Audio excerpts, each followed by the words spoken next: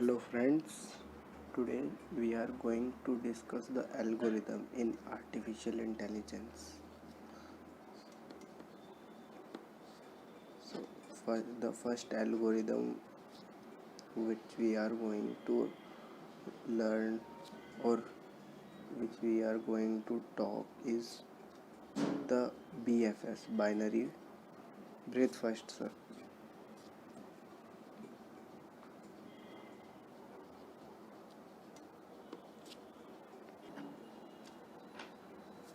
So our first algorithm is BFS. Now maybe you have a doubt that what is the full form of BFS. So the full form of BFS is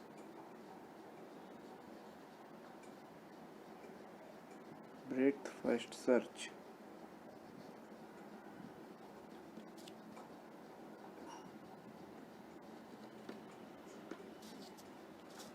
So let's talk about the features of it.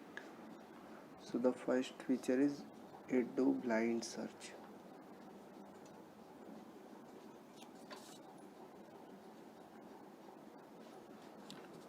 Which means no prior knowledge. We have no prior knowledge in it.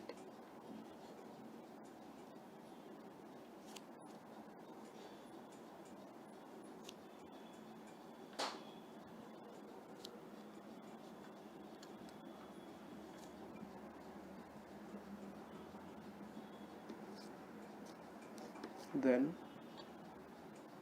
the second point is uniform search.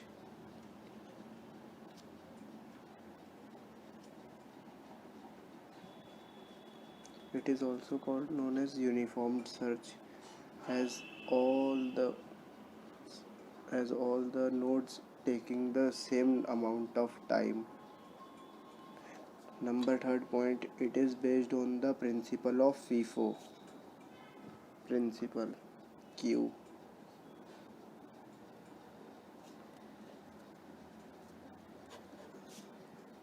Number 4 point हो गया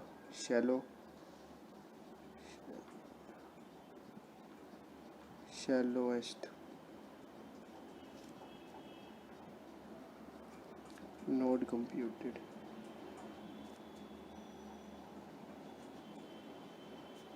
मतलब जो सबसे पहले चुना जाएगा, जो सबसे ऊपर वाला नोड होगा उसको हम यूज़ करते हैं. मैं हिंदी में लिख देता हूँ इसके नीचे, ऊपर वाले नोड को. मैं आपको इसको एग्जांपल से भी समझाऊंगा. ऊपर वाले नोड देखा जाता है, ऊपर वाला नोड.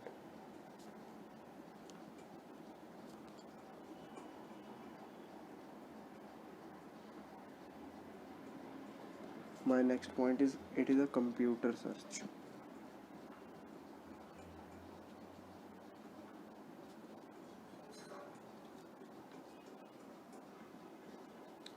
ऑप्टिमल सर्च होता है.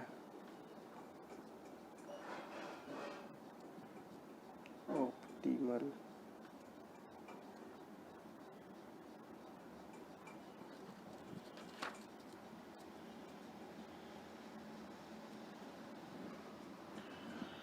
मैं एक काम करता हूँ, मैं पहले लिख लेता हूँ, उसके बाद में एक ही बार में एक्सप्लेन करूँगा. उससे टाइम बचेगा, नहीं तो आप लोगों का भी टाइम ख़राब होता है ना. तो अब से ऐसा ही किया करेंगे. तो अभी तो मैं लिख लेता हूँ, लेकिन नेक्स्ट वीडियो से या फिर अभी इस वीडियो में थोड़ा सा एक्सप्लेन करने के बाद में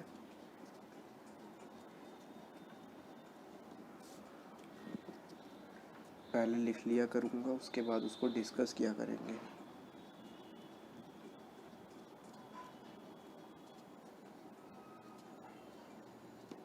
सो ब्रेथ फर्स्ट सर्च बोलते हैं BFS को. ब्लाइंड सर्च होता है, मतलब हमारे को पहले से कोई नॉलेज नहीं है, हमारे को कोई गेस नहीं करना होता है इसमें. आगे जो एल्गोरिदम आएंगे उनके हिसाब से हम इनको समझेंगे, तो उसके हिसाब से नो प्रायर नॉलेज मतलब ब्लाइंड सर्च होता है. जैसे कि मान लो यहाँ पे ABCD है, मैं आपसे पूछता हूँ कि C जो है वो कौन से प्लेस पर है, 0 1 2 3. तो क्या होगा कि वो ऐसा नहीं है कि वो यहाँ से शुरू करेगा या यहाँ से सीधा यहाँ पे आ जाएगा देख के. ये देखेगा ही नहीं। तो वो ब्लाइंड सर्च मतलब होता है कि हमारे को पहले से पता नहीं होती है पोजीशन, वो हम एक एक करके चेक करते जाएंगे और आगे से आगे और फिर ढूंढेंगे। दूसरा है यूनिफॉर्म सर्च। यूनिफॉर्म सर्च एक चेक किया, दूसरा चेक किया, तीसरा चेक किया, ऐसे यूनिफॉर्मली वर्क करता है। फीफो, फीफो होता है फर्स्ट इन फर्स्ट आउट।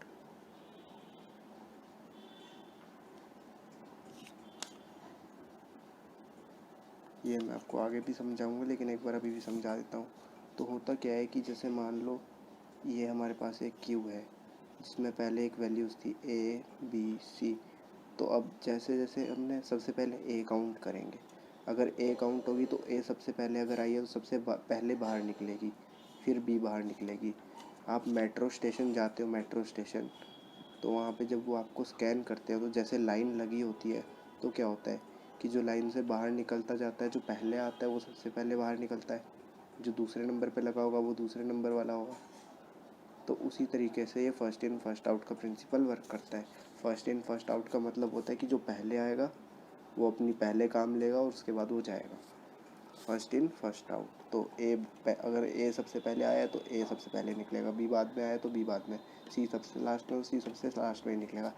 और अगर मैं बात करता हूँ लीफो, एक और टर्म आएगी आगे हमारे, तो लीफो में क्या होता है, इसका उल्टा होता है, मतलब जो लास्ट में आएगा वो पहले निकलेगा। इसका एग्जांपल भी मैं दूंगा, जैसे इसका एग्जांपल हो गया मेट्रो स्टेशन पे आपका चेकअप।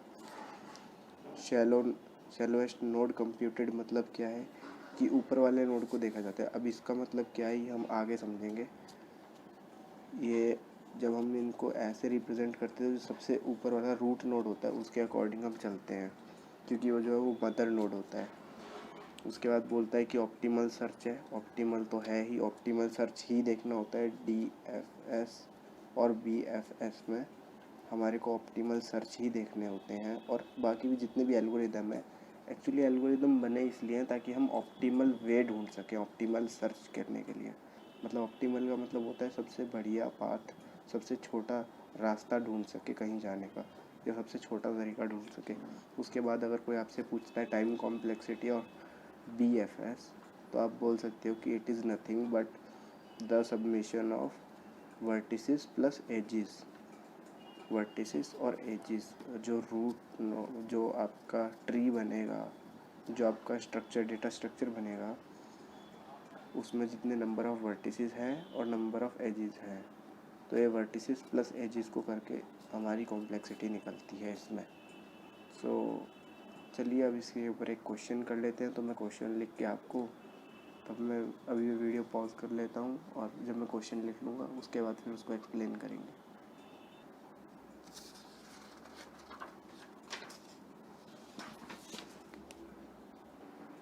सो गाइस, मैंने नोट कर लिया है, ये मैंने एक स्ट्रक्चर बनाया है।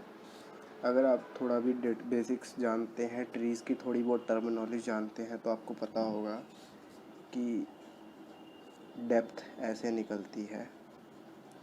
तो डेप्थ होता क्या है बेसिकली, तो जो लेवल होते हैं ना, लेवल ऑफ ट्री होता है, जिसे हम ज़ीरो से काउंट करना शुरू करते हैं। 0 1 2 3 4। तो यहाँ पर इसका जो लेवल ऑफ ट्री है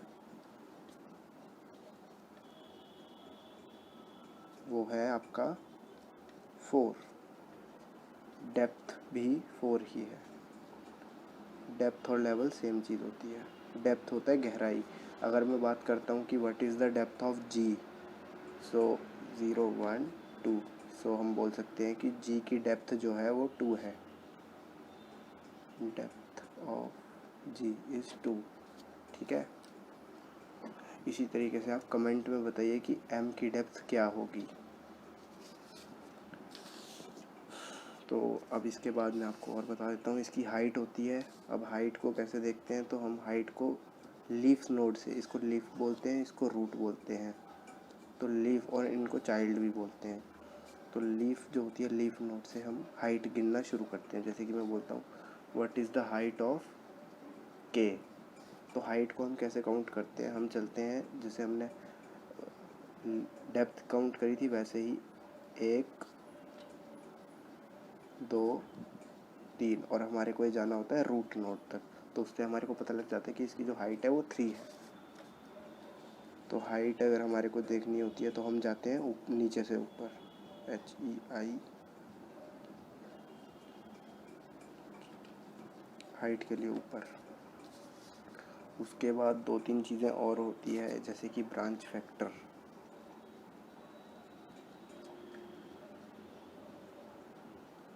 तो कोई भी क्वेश्चन अगर आपसे आता है, जैसे कि कोई पूछे कि इस क्वेश्चन में कितना ब्रांच फैक्टर है, तो वो ब्रांच फैक्टर का मतलब, ब्रांच फैक्टर देख के घबराना नहीं है।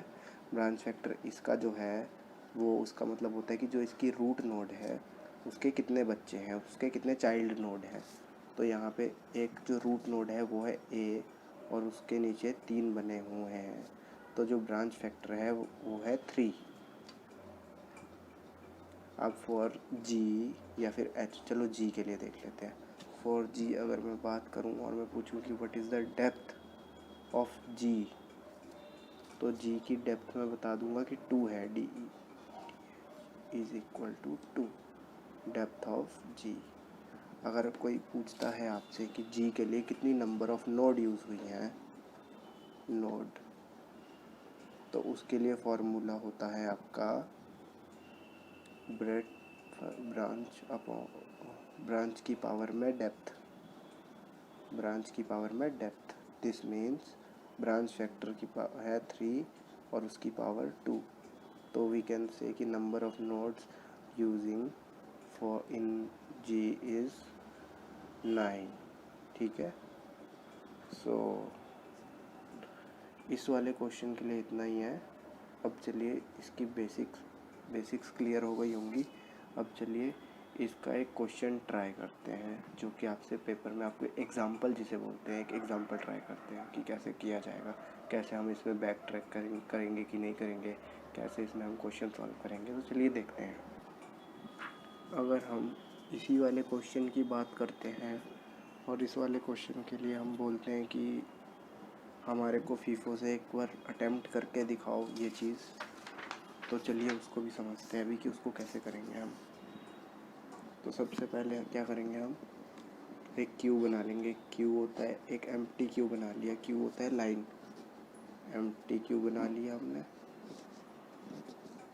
यहाँ से ये जाएगा और यहाँ से बाहर निकलेगा, इसको टॉप बोलते हैं, इसको टॉप बोलते हैं, और इसको रेयर बोलते हैं, या फिर इसको फ्रंट भी बोलते हैं, फ्रंट, और इसको बैक बोलते हैं। तो आपको मैंने बताया था कि ये फीफो के प्रिंसिपल पे वर्क करता है, मतलब फर्स्ट इन फर्स्ट आउट। तो सबसे पहले यहाँ पे लिखा हुआ है आपका रूट नोड A, तो हमने लिखा A। अब हम क्या देख रहे हैं कि इसको ट्रैवर्स कैसे करेगा। ट्रैवर्स होता है कि रीड कैसे करेगा, एक एक करके कैसे इसको, इस पूरे को कैसे रीड करेगा ये। तो यहाँ पर अब जैसे ही ये क्यू में लेगा इसको, जैसे इसको इसने A को रीड कर लिया, तो उसके बाद ये देखेगा कि A के कौन कौन बच्चे हैं। A जैसे ही बाहर निकलेगा रीड होके, वैसे ही इसमें 3 चीज़ें और आ जाएंगी जो कि इसके चाइल्ड नोड होंगे, जो कि है B, C, D। अब सबसे पहले B कटेगा, B बाहर निकलेगा इसी तरीके से, और जैसे ही B बाहर निकला हम देखें कि B का चाइल्ड कौन है, E और F है। तो अब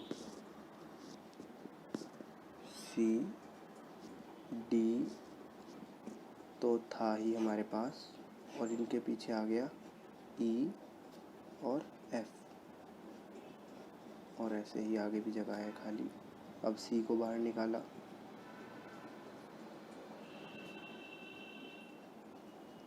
C को जैसे ही बाहर निकाला हमारे पास आ गया D। अब जैसे C को बाहर निकाला हमने देखने कि C का क्या चाइल्ड है, तो C के चाइल्ड है G और H। तो अब आ गया हमारे पास C, D, E, F, G और H। ठीक है, इसी तरीके से अभी भी खाली है। अब जैसे ही C तो बाहर निकल गया था, सॉरी गाइस, यहाँ पे C नहीं आएगा, D से शुरू होगा। अब जैसे ही D बाहर निकलेगा तो हम देखें कि D का कौन कौन से बच्चे हैं, तो वो है I। तो अगले वाले क्यू में हम उसको बनाएंगे E, F, G, H I. अब जैसे ही ई बाहर निकलेगा हम देखेंगे कि ई का बच्चा कौन है, ई का चाइल्ड नोड कौन है। अब ई का चाइल्ड है जे और के, तो हम इसके में बनाएंगे एफ जी एच आई जे के। आगे आप खाली दिखा सकते हैं, लेकिन नहीं भी दिखाएंगे तो भी चलेगा। उसके बाद आपका जो ये बाहर आ रहा है ना, ये मेन है। उसके बाद एफ़ को बाहर निकालेंगे आप। अब जैसे आप एफ़ को बाहर निकालेंगे आप देखेंगे एफ़ के नीचे कुछ भी नहीं है, तो अब इसको ऐसे ही रहने देंगे। जो बची हुई नोट है उसको देखेंगे अभी। उसमें क्या करना है, जी एच आई जे के। अब क्या करेंगे गाइस कि जी को भी बाहर निकाल लेंगे। अब जैसे ही जी को बाहर निकालेंगे देखेंगे जी के नीचे एल है, तो यहाँ पे जे के आगे आ जाएगा, के आगे आ जाएगा एल।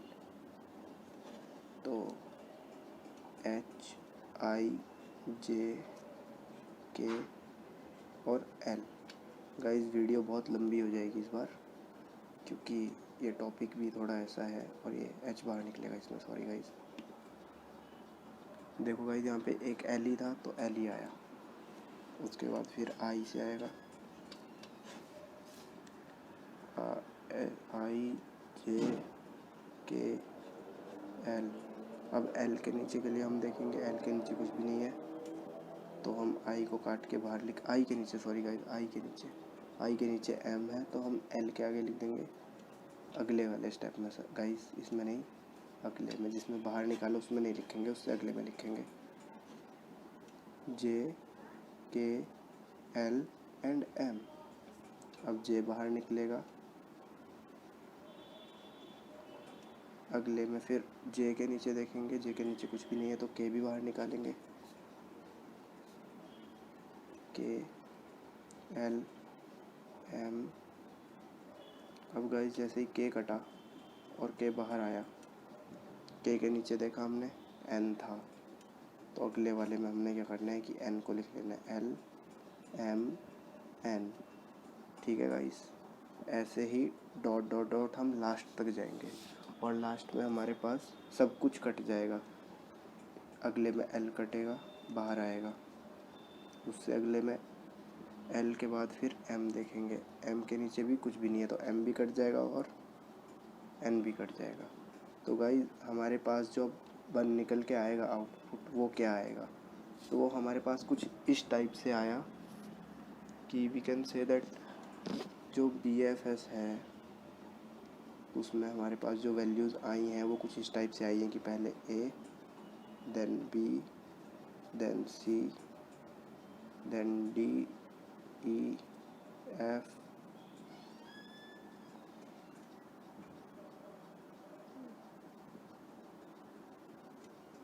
ये तो अल्फ़ाबेटिकली अभी आ गया है, लेकिन ऐसे ये आता नहीं है। मैंने एक सिंपल क्वेश्चन लिया था आपको समझाने के लिए गाइस।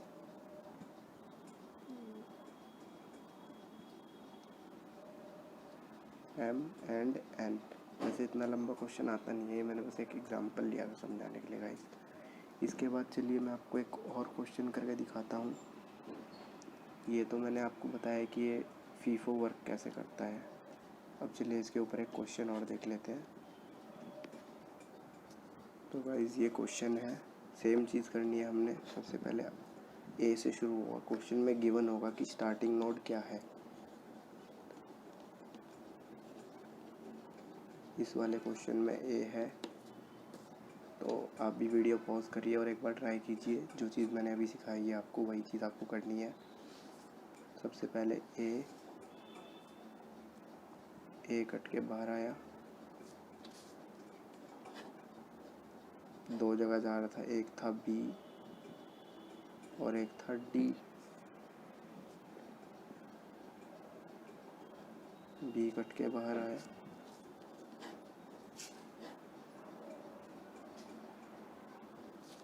D और C और F। देखिए गाइस यहाँ पे ए से दो जगह बाहर निकल रहा था, जो मैंने लिखी थी बी और डी।